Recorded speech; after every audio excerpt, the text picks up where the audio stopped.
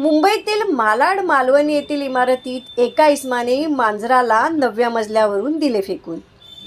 ही घटना CCTVत कैद झाली असून 5 जून रोजी संध्याकाळी 7च्या सुमारास ही घटना घडली आहे.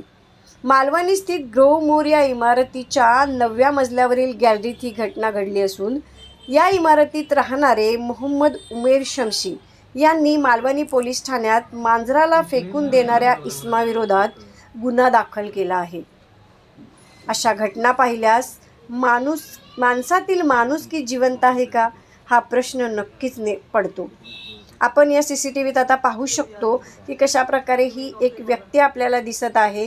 सोबतच त्या गॅलरीमधील टेबलवर हे मांजरही आपल्याला दिसत आहे.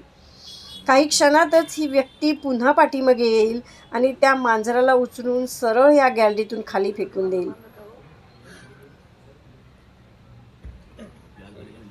हे दृश्य आपण पाहू शकतो. MH आजच्या महाराष्ट्रावर ही आपण दृश्य पाहत आहोत.